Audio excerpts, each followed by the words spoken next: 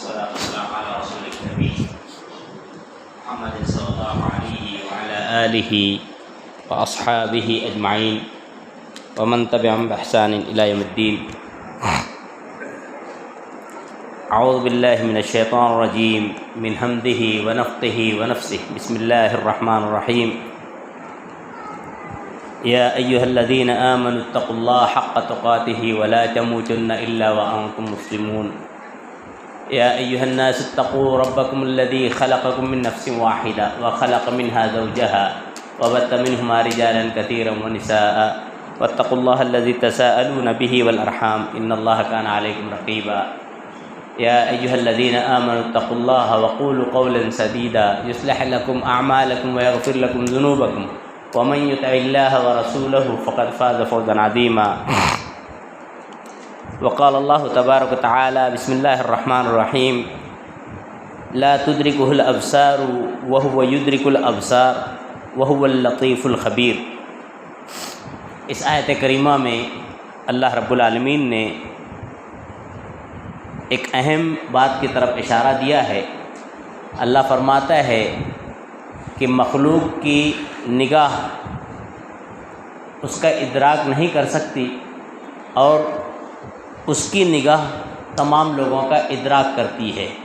یعنی اللہ رب العالمین سب کو دیکھتا ہے اور دنیا کی آنکھ اللہ رب العالمین کو نہیں دیکھ سکتی ہے اور وہ انتہائی باریک بھی اور نہایت پوری خبر رکھنے والا ہے. اس آیت کا مفسرین نے دو معنی مفہوم بتایا ہے. ایک پہلا معنی یہ کہ اللہ رب العالمین سب کی نگرانی کر رہا ہے. سب انسان مخلوق اللہ کی نظر میں ہے اور اللہ رب العالمین نے اس بات کو اس لیے واضح کیا ہے تاکہ بندہ اللہ رب العالمین سے ڈرتا رہے, اللہ کا ڈر اپنے اندر داخل رہنے دے. نبی کریم صلی اللہ علیہ وسلم فرماتے ہیں اتق اللہ حیث ما کنت, جہاں کہیں رہو اللہ کا ڈر اپنے اندر داخل رہنے دو. آدمی جو محفل میں ہوتا ہے تو ڈر ظاہر کرتا ہے, لیکن جب تنہائی میں ہوتا ہے تو پھر اللہ کا ڈر نہیں ہوتا. اور اصل ڈر جس کے اندر تنہائی میں بیٹھ جائے تو سمجھ لینا چاہیے کہ وہ متقی اور پرہیزگار ہو گیا ہے. بہرحال اللہ رب العالمین نے مفسرین نے ایک معنی یہ ظاہر کیے ہیں کہ اللہ رب العالمین سب کو نگراہ ہے, سب کو دیکھ رہا ہے, لیکن دنیاوی آنکھ اللہ کو نہیں دیکھ سکتی ہے. آپ غور کریں, اسی لیے حضرت جبریل علیہ السلام کی ایک حدیث مشہور ہے, حدیث جبریل. نبی کریم صلی اللہ علیہ وسلم نے اس حدیث میں کئی باتیں بیان کی ہیں. حدیث جبریل میں حضرت جبریل علیہ السلام آتے ہیں, پوچھتے ہیں کہ قیامت کب قائم ہوگی. نبی صلی اللہ علیہ وسلم نے کہا کہ مسئول عنہا بعالم من الساحل, جو سوال کر رہا ہے مسئول اس سے زیادہ نہیں جانتا ہے. پھر اس کے بعد آپ نے اور ایک دو باتیں پوچھنے کے بعد کہی کہ ماذا تقول عن الاحسان, تم احسان کے بارے میں کیا کہتے ہو, کہ احسان کیا ہوتا ہے. تو پھر اللہ کے نبی صلی اللہ علیہ وسلم نے اس کا جواب دیا ان تعبد اللہ کأنک تراہ وإن لم تکن تراہ فإنہ یراک, کہ تو اللہ کی عبادت ایسے کر. احسان کے معنی ہے کہ اللہ کو تو دیکھ رہا ہے, اور اگر یہ نہیں ہو سکتا ہے, دلی کیفیت نہیں بند نہیں سکتی ہے, تو یہ یقین رکھ کہ اللہ رب العالمین تجھے دیکھ رہا ہے. یعنی پہلا معنی یہ ہوتا ہے کہ اللہ رب العالمین ہر چیز پر قادر ہے اور وہ نگاہیں تمام بندوں پر اور مخلوق پر رکھا ہوا ہے. اس کی نگاہ سے کوئی بندہ یا کوئی مخلوق باہر نہیں ہو سکتی ہے, اس لیے بندے کو اس کی گرفت سے بچنا چاہیے. دوسرا معنی یہ ہوتا ہے, مفسرین کہتے ہیں کہ اللہ تعالیٰ کو جب دنیاوی آنکھ نہیں دیکھ سکتی ہے, دنیاوی آنکھ جب اللہ کو نہیں دیکھ سکتی ہے, تو پھر ایک ایسی مخلوق ہے اس کو لوگ اللہ کیسے سمجھ سکتے ہیں. یہ اللہ رب العالمین نے ایک فلسفہ یہاں پہ بیان کیا ہے. حضرت عیسیٰ علیہ السلام کے تعلق سے لوگوں کو گمان تھا نعوذ باللہ کہ وہ اللہ کے بیٹے یا اللہ ہیں یا ثالث ثلاثہ ہے. اللہ نے یہاں پہ اس کا رد کیا ہے کہ جو آنکھیں دنیا کی اللہ کو نہیں دیکھ سکتی ہے, تو پھر وہ ایک ایسی مخلوق جو تمام لوگوں کے سامنے ہے, لوگ دیکھ رہے ہیں اس کو لوگ کیسے اللہ بنا لیتے ہیں. اللہ نے یہ مفسرین نے دوسرا معنی بتایا کہ اللہ رب العالمین نے یہاں تعجب بتایا ہے کہ لوگوں کو ایسا نہیں کرنا چاہیے. آیت سے معلوم ہوتا ہے, جیسے کہ اس کی تفصیل پہلے بھی گزری ہے, کہ دنیا کی آنکھ اللہ کو نہیں دیکھ سکتی ہے. اس کے تعلق سے آپ کو معلوم ہونا چاہیے, ماں عائشہ کی مشہور روایت ہے, کہتی ہیں کہ اگر کوئی شخص یہ کہے کہ اللہ کے نبی صلی اللہ علیہ وسلم نے اپنی آنکھوں سے اللہ کو دیکھا ہے تو وہ جھوٹا ہے. وہ جھوٹا ہے۔ یعنی جب نبی اللہ کو نہیں دیکھ سکتے ہیں، یہاں تک کہ حضرت موسیٰ علیہ السلام کا آپ تذکرہ پڑھیے، حضرت موسیٰ علیہ السلام نے اللہ سے کہا تھا ربی ارینی انظر الیک، اے پروردگار میں تجھے دیکھنا چاہتا ہوں۔ تو اللہ رب العالمین کا موسیٰ تو نہیں دیکھ پائے گا، تو اللہ کا موسیٰ علیہ السلام کہتے نہیں اللہ میں تجھے دیکھنا ہی چاہتا ہوں۔ تو اللہ رب العالمین کہتا ہے ٹھیک ہے میں اس پہاڑ پر تجلی کرتا ہوں، تجلی ظاہر کرتا ہوں، اپنا انہیں جو ہے تجلی کرتا ہوں، اب تو دیکھ پاتا ہے تو دیکھ لے۔ چنانچہ جو ہے جب اللہ رب العالمین نے پہاڑ پر تجلی فرمائی، اب تجلی سے مراد یعنی اپنا اظہار کرنا، جب اللہ رب العالمین نے اپنا اظہار تجلی وہاں پہ فرمائے، فخر موسیٰ صعقا، اللہ کا تجلی فرمانا موسیٰ علیہ السلام کا گر جانا، بے ہوش ہو جانا۔ معلوم یہ ہوتا ہے کہ موسیٰ علیہ السلام نے اللہ کو نہیں دیکھ سکے، تجلی ہی نہیں دیکھ سکے، تو اللہ رب العالمین کو کیسے دیکھیں گے؟ بہرحال دنیا کی کوئی آنکھ جو ہے اللہ رب العالمین کو نہیں دیکھ سکتی ہے، اس کی کئی ایک دلیلیں ہیں۔ ایک مرتبہ جو ہے ہاں یہ الگ بات ہے کہ دنیا کے بعد آخرت میں جب ہم جائیں گے تو بہت خوش قسمت ہوگا وہ جس کو اللہ کا دیدار نصیب ہو جائے۔ قیامت کے دن جس کو اللہ کا دیدار نصیب ہو جائے وہ سب سے بڑا خوش قسمت ہوگا، اس کی یعنی تقدیر میں مقدر میں اس کی جنت اور بلندگی اور جو ہے درجات طے ہو جائیں گے جس کو اللہ کا دیدار ہو جائے۔ اسی لیے ایک مرتبہ نبی کریم صلی اللہ علیہ وسلم فرماتے ہیں، جریر ابن عبداللہ راوی حدیث رضی اللہ عنہ بیان کرتے ہیں کہ اللہ کے نبی صلی اللہ علیہ وسلم کے درمیان ہم لوگ بیٹھے ہوئے تھے، 14ویں کے چاند نظر آ رہا تھا، نبی کریم صلی اللہ علیہ وسلم نے اپنی نگاہ اوپر دیکھی اور اس کے بعد لوگوں سے متوجہ ہو کر کہا کہ یہ 14ویں کا چاند تم دیکھ رہے ہو؟ صحابہ کرام کہتے ہیں ہاں اللہ کے رسول دیکھ رہے ہیں۔ بولے تم قیامت کے دن جب دیکھو گے اللہ رب العالمین کو اسی طرح ایک دم آسانی سے اللہ رب العالمین کو دیکھ لو گے۔ معلوم یہ ہوتا ہے کہ دنیا میں تو کوئی نہیں دیکھ سکا ہے اور نہ دیکھ سکے گا، قیامت کے دن جو ہے وہ خوش قسمت ہوگا جو اللہ رب العالمین کا دیدار کر لے گا۔ بہرحال پھر اللہ رب العالمین فرماتا ہے اے مسلمانوں تم ان لوگوں کو گالیاں نہ دو جو غیر اللہ کو پکارتے ہیں، پس وہ بغیر سمجھے جانے زیادتی کرتے ہوئے اللہ کو گالی دیں گے۔ اللہ نے یہ اصول بتایا ہے، یہ بہت اہمیت کا حامل ہے، لوگ اس کے اوپر دھیان نہیں دیتے ہیں۔ اللہ نے کہا ہے کہ غیر اللہ کے لوگ جو عبادت کرتے ہیں معبودان باطلہ ان کو گالی نہ دو۔ دوسری جگہ قرآن میں اللہ رب العالمین کہتا ہے ایسے معبودان باطلہ جو معاشرے کے اندر مشہور ہیں، لوگ جن کی عبادت کرتے ہیں، ان کو مسمار بھی مت کرو، ان کو مسمار بھی نہ کرو۔ معلوم یہ ہوتا ہے کہ جہاں پر بدعقیدگی جڑ پکڑ لے تو اس تعلق سے اللہ تعالیٰ ہمیں مشورہ دے رہا ہے، ہمیں بتا رہا ہے کہ پھر ان کو گالیاں دینا یہ صحیح نہیں ہے۔ کیوں نہیں صحیح ہے؟ اس کی وجہ یہ ہے، اللہ رب العالمین یہاں بتا رہا ہے کہ اگر ایک بندہ کسی معبود باطل کو گالی دے گا تو اس کا نتیجہ کیا ہوگا؟ معبود باطل کو ماننے والا نعوذ باللہ من ذالک جانے انجانے جانے نہ جانے وہ اللہ رب العالمین کو بھی برا بھلا کہے گا۔ اسی لیے اللہ رب العالمین نے معبودان باطلہ کو گالی دینے سے منع کیا ہے۔ معلوم یہ ہوتا ہے کہ معبود تو باطلہ تو بہرحال غلط تو ہیں ہی، لیکن گالی گلوچ سے بندہ کو بچنا چاہیے، یہ حکمت کا تقاضا ہے، یہ حکمت کا تقاضا ہے۔ علامہ ابن قیم کی بات ہمیشہ ذہن نشین رکھنا چاہیے۔ علامہ ابن قیم نے کہا ہے کہ جب کہیں بڑا شر پیدا ہونے والا ہے تو وہاں چھوٹی نیکی کو چھوڑ دیا جائے۔ اس کو آپ سمجھیں اس طرح سے، جیسے مثال کے طور پہ ایک بندہ جو ہے، علامہ ابن قیم رحمہ اللہ فرماتے ہیں کہ ایک بندہ جو ہے وہاں پہ بیٹھا کہیں جا رہا ہے، دیکھے کسی نے دیکھا کہ وہ شراب پی رہا ہے۔ اب اگر ایک بندہ یہ جانتا ہے کہ اگر اس کو شراب سے منع کریں گے تو وہ اس سے بڑی بیماری میں پڑ جائے گا، اس سے بڑی برائی میں پڑے گا۔ بیماری بولے تو برائی، اب برائی میں یہ پڑے گا کہ وہ پھر جو ہے غیر اللہ کی پوجا کرنے لگا اور یہ وہ اور دو چار برائیاں کرنے لگے گا۔ تو علامہ ابن قیم رحمۃ اللہ فرماتے ہیں تو حکمت کا تقاضا یہ ہے کہ اس کو اسی میں پڑا رہنے دو، اس کو اس میں پڑا، پھر اس کو روکو مت، اس سے منع مت کرو، کیونکہ مزید شر پیدا ہو سکتا ہے۔ یہ حکمت اسلام کی ہے، یہ اللہ رب العالمین نے اس کی طرف اشارہ دیا ہے۔ بہرحال اسی طرح نبی صلی اللہ علیہ وسلم سے ایک حکمت کے تعلق سے ایک روایت ملتی ہے، صحابی رسول بیان کرتے ہیں کہ نبی صلی اللہ علیہ وسلم نے فرمایا کبیرہ گناہوں میں سے ہے اپنے والدین کو لعنت کرنا۔ صحابہ کرام نے سوال کیا اللہ کے رسول کوئی اپنے والدین کو لعنت کرتا ہے؟ ایسے تو بظاہر کوئی نہیں کرتا ہے۔ تو نبی کریم صلی اللہ علیہ وسلم نے فرمایا کہ ایک بندہ کسی دوسرے والدین کو گالی دیتا ہے، والد کو گالی دیتا ہے، تو پھر وہ پلٹ کر اس کے والد کو لعن و طعن کرتا ہے۔ ایک بندہ کسی کی ماں کو گالی دیتا ہے تو پھر وہ پلٹ کر اس کی ماں کو گالی دیتا ہے۔ اس طرح سے بندہ خود اپنے والدین پر گالی گلوچ یا لعن طعن کرتا ہے، اور یہ بھی حکمت کا تقاضا ہے کہ جب بندہ دوسروں کو ہی نہیں برا بولے گا تو سامنے والا بھی اپنی ذات کو یا اس کی ذات کو جو برا بولنے سے بچے گا۔ مشرکین کی ایک بڑی نشانی تھی، جو مطالبہ تھا کہ اللہ کے نبی صلی اللہ علیہ وسلم بڑی نشانیاں ہمیں بتائیے، اللہ رب العالمین اس کا جواب دے رہا ہے کہ نبی کو منع کر دیا گیا ہے کہ اگر میرے اختیار میں ہوتا تو بڑی نشانی لاتا. اس سے پہلے بھی تفصیل گئی ہے نبی صلی اللہ علیہ وسلم کو کیوں بڑی نشانی نہیں دی گئی. یعنی بڑا جیسے مطالبہ تھا موسیٰ علیہ السلام کے جیسا جو ہے جادو کا کچھ معاملہ آیا تھا تو جواب دیے تھے عصا نکال کے، یا جو ہے ید بیضا جس کا بھی تذکرہ ہم نے سنا. تو اللہ رب العالمین نے اللہ کے نبی صلی اللہ علیہ وسلم کو ایسا کیوں نہیں دیا، اس کی وجہ اللہ نے نقل کی ہے یہاں پہ. ایک تو یہ کہ بڑی نشانی اگر مل جاتی تو پہلے نبی صلی اللہ علیہ وسلم کے اختیار میں نہیں ہے، اللہ نے کہا. دوسری بات یہ کہ بتایا کہ یہ بڑی نشانی دیکھ کر جو ہے پھر ایمان نہیں لاتے تھے. اللہ نے یہاں نقطہ نقل کیا ہے کہ بڑی نشانی یہ دیکھتے تھے تو بھی مومن نہیں ہوتے تھے، اللہ پر یقین نہیں کرتے تھے. تیسری یہ بات اللہ نے نقل کی ہے کہ اگر یہ بڑی نشانی دیکھتے تھے اور اس کے بعد ایمان نہیں لاتے تھے تو پھر یہ عذاب میں گرفتار ہو جاتے تھے، اور اللہ رب العالمین کی حکمت اور مشیت اس کے برخلاف تھی. اسی لیے اللہ رب العالمین نے ان کے اس مطالبے کو رد کر دیا. پھر فرماتا ہے وَإِن تُطِعْ أَكْثَرَ مَن فِي الْأَرْضِ يُضِلُّوكَ عَن سَبِيلِ اللَّهِ. اے نبی صلی اللہ علیہ وسلم اگر آپ اکثر لوگوں کی اتباع کرو گے، یعنی کثرت کو دیکھ کر ان کی طرف جھکو گے، تو آپ راہ ہدایت سے گمراہ ہو جاؤ گے. اللہ نے اس میں بھی ایک اصول بیان کر دیا. آج ہمارے معاشرے میں دیکھنے میں آتا ہے لوگ کہتے ہیں ہم سواد اعظم والے ہیں، ہم اتنی کثرت میں تعداد میں ہیں.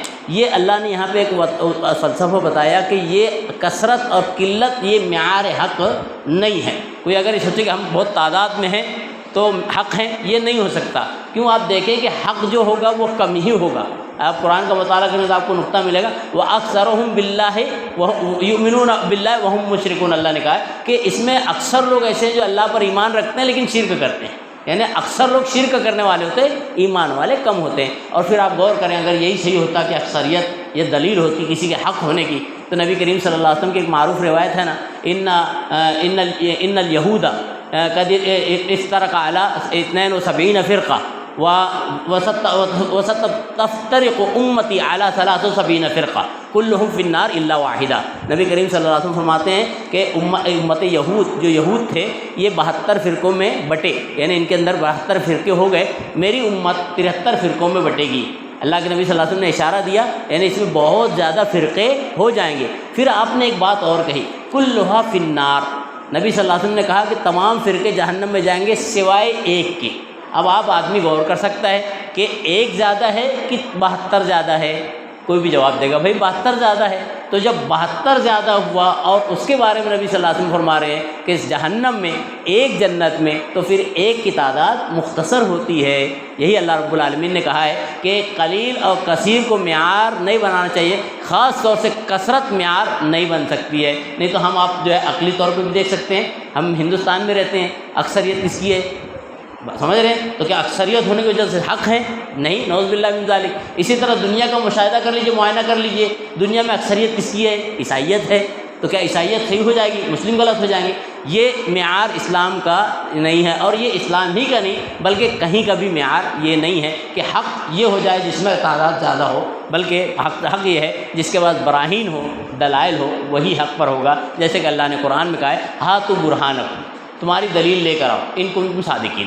سچے ہو تو دلیل لاؤ. دلیل حق کی پہچان اور معیار بنتا ہے. بہرحال پھر فرماتا ہے اگر تم اللہ کی آیتوں پر ایمان رکھتے ہو تو اس جانور کو کھاؤ جس پر اللہ کا نام لیا گیا. یہ آیت کریمہ اس میں جو ہے محققین نے، مفسرین نے کافی بحثیں چھیڑی ہیں. آپ غور کریں اللہ رب العالمین نے یہاں پہ مختصر میں یہاں بیان کیا ہے کہ وہ جانور کھاؤ جس پر اللہ کا نام لیا گیا. یہ اصل میں بیک گراؤنڈ تھا یہ نا، مشرکین مکہ میں جو ہے شیطان نے ایک شوشہ چھوڑا تھا. شیطان نے، دیکھیے شیطان بھی شوشہ چھوڑ دیتا ہے، اٹینشن رہنا چاہیے. شیطان نے ایک شوشہ کیا چھوڑا تھا معلوم؟ مشرکین مکہ میں جا کے ورگلا دیا تھا، اور وہ اتنا خطرناک ورگلایا تھا کہ مشرکین مکہ لڑنے تیار ہو گئے تھے. صحابہ کرام سے لڑ رہے تھے. کیوں لڑ رہے تھے؟ شیطان کا شوشہ یہ تھا کہ بھائی یہ کہتے ہیں ہم اللہ والے، اللہ کو مانتے ہیں، جو اللہ نے ذبح کیا، اس میں ورڈ ذبح کا ہے، قرآن بھی اشارہ دیتا ہے، اور وہ جو اللہ نے ذبح کیا اس کو تو یہ لوگ نہیں کھاتے، اور جو خود اپنے ہاتھ سے ذبح کرتے ہیں اس کو کھاتے ہیں. اشارہ یہ تھا کہ جو اللہ کے حکم سے مر جاتا ہے. شیطان یہاں پہ بھی ایک تعلیم دیتا ہے، دیکھو کیسے معلوم؟ ان کا خود کہنا تھا جو اللہ نے ذبح کیا ہے، جو اللہ کے حکم سے مر گیا. ذبح کرنے سے مراد وہاں پہ کیا ہے؟ مر گیا. یہ شوشہ چھوڑا تھا شیطان نے کہ جو اللہ کے حکم سے مر گیا اس کو تو یہ نہیں کھاتے ہیں، لیکن جو اپنے ہاتھ سے ذبح کرتے ہیں وہ مردہ ہو جاتا ہے تو کھاتے ہیں. یہ شیطان کا چھوڑا ہوا شوشہ تھا، اس پہ جو ہے مشرکین مکہ جھگڑتے تھے۔ تو صحابہ کرام کو اللہ رب العالمین نے تلقین کی، اور یہ تعلیم ہمیں بھی ہے کہ اگر کوئی آدمی بے وجہ کی باتیں بنا کے یا چکنے چپڑی بات بتا کے اگر گمراہ کرتا ہے یا غلط بات کو ابھارتا ہے، تو اے مسلمانوں تم غلط پہ مت ابھر جانا، یعنی غلط بات اختیار مت کر لینا۔ صحابہ کرام کو یہ بتایا گیا کہ ان کی جو شکوک و شبہات ہے اس میں پڑھ کے تم بھی مردار مت کھانے لگنا اور غلط ناجائز مت کھانے لگنا، بلکہ وہ کھانا جس پر اللہ رب العالمین کا نام لیا گیا ہو، ذبح کیا گیا ہو۔ اس میں جو ہے علماء نے کافی جو بحثیں کی ہے وہ یہ، اور ہر ایک کے پاس اپنی دلیل بھی ہے۔ بعض علماء کہتے ہیں جس پر اگر ذبح کیا کرتے ہوئے بسم اللہ نہ پڑھا گیا، مفسرین محققین کہتے ہیں تو وہ کھانا صحیح نہیں ہے، وہ کھانا صحیح نہیں ہے، کیونکہ اللہ رب العالمین نے یہاں پہ کیا کہا ہے کہ وہ کھاؤ جو جس پر اللہ کا ذکر ہو، تو اس کے ظاہر معنی کو انہوں نے لے لیا ہے۔ بعض لوگ کہتے ہیں کہ اگر بھولے ہوں بسم اللہ عمدن تو کھانا صحیح نہیں ہے، اگر بھول گیا ہو، بات سمجھ رہے، بسم اللہ کہنا تھا، مسلمان ہے نہیں کہہ پایا، بھول گیا، تو اس کے تعلق سے جو ہے وہ کھا سکتے ہیں۔ بعض علماء نے یہ کہا ہے، بعض علماء کہتے ہیں جو کسی بھی طرح سے بھولے غلطی سے یا تو عمدن بسم اللہ چھوڑ دیا تو اس کا کھانا حرام ہی ہے۔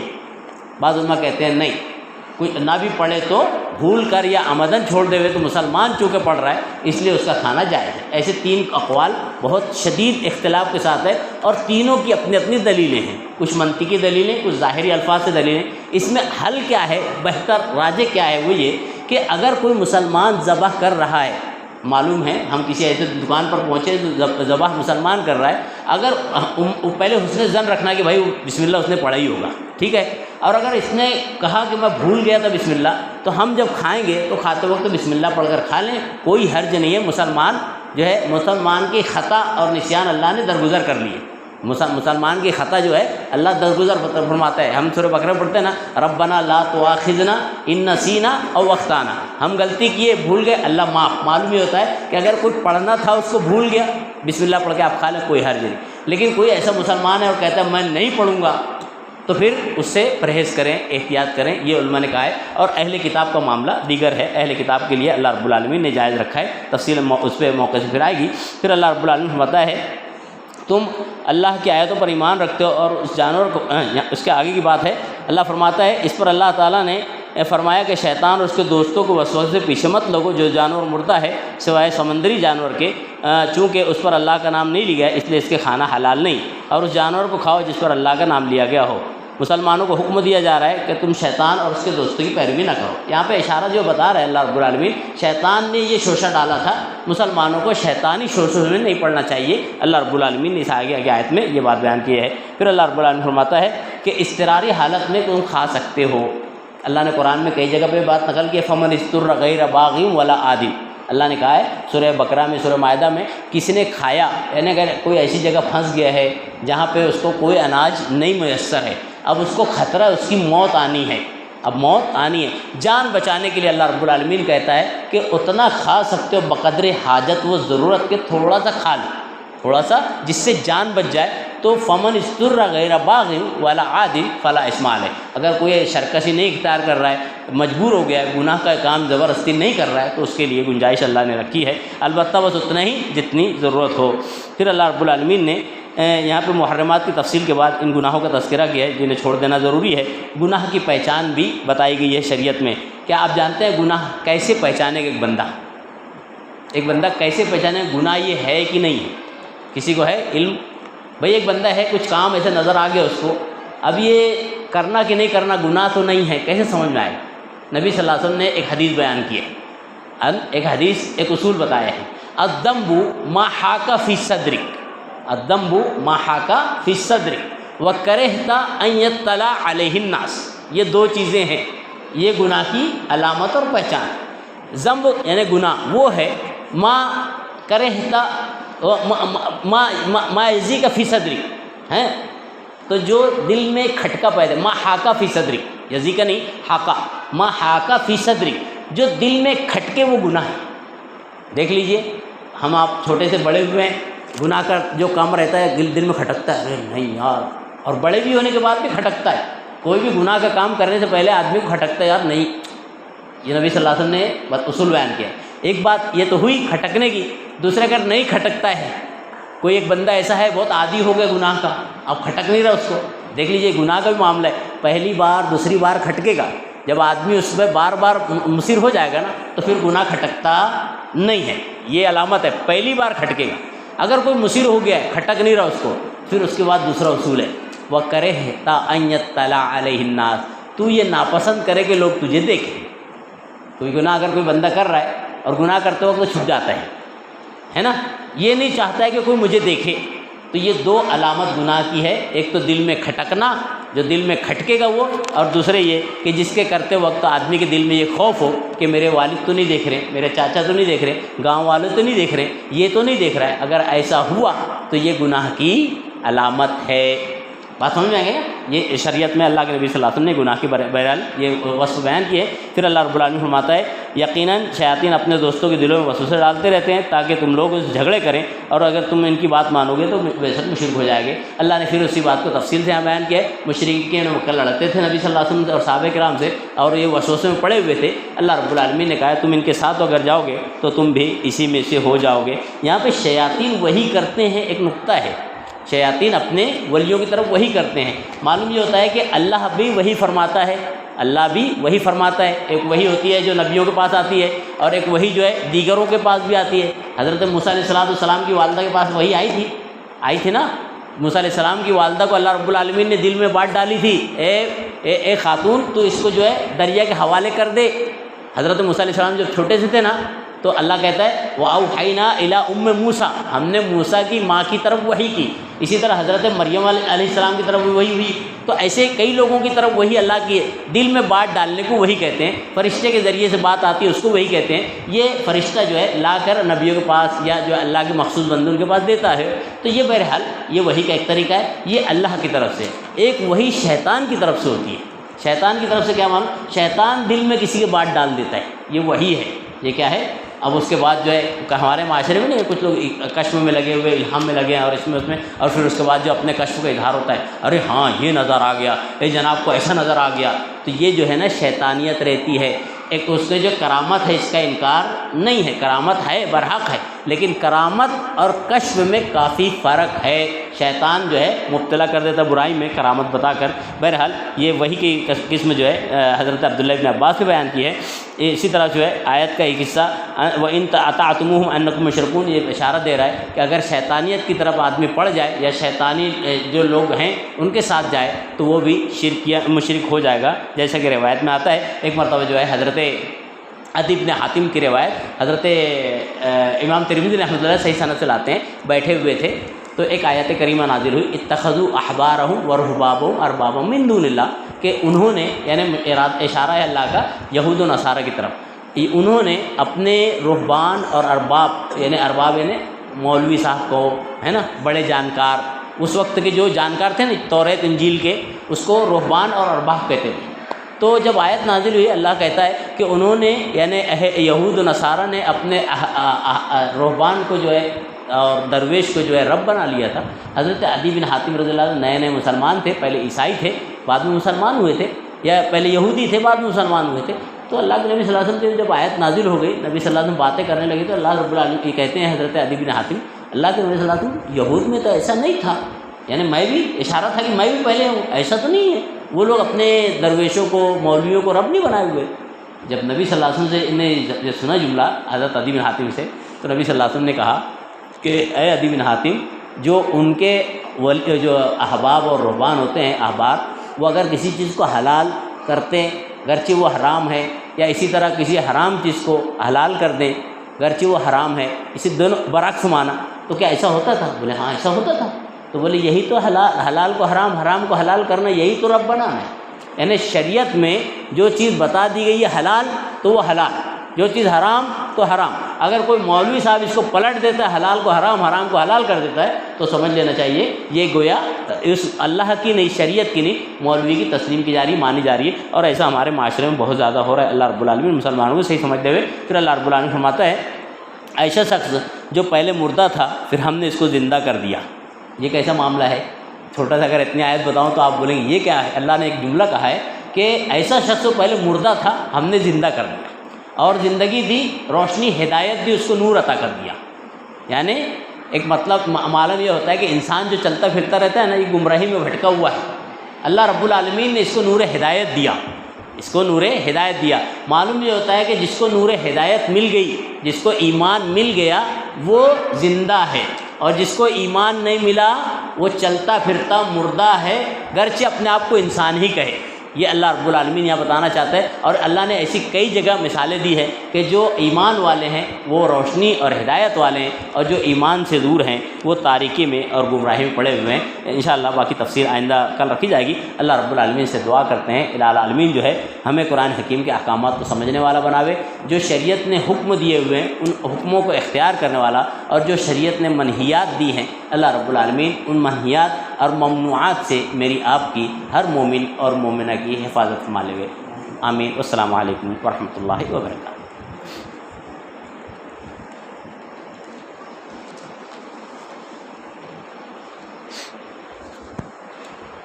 اس کو بند کر دو اندر سے۔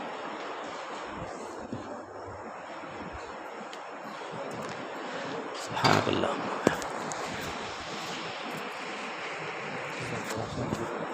چلو السلام۔